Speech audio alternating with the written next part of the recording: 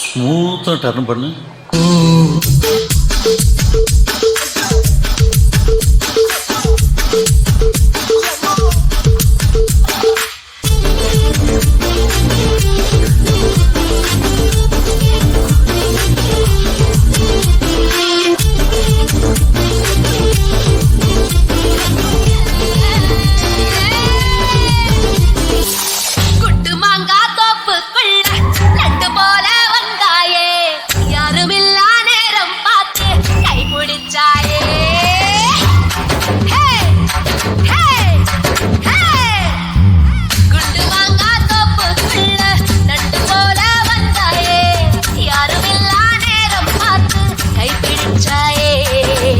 கைய புடிச்சா என்ன தப்பு, வளையல் போல கத்துறியே, அந்த இடத்தில் விட்டு போட்டு இப்ப திட்டுறியே.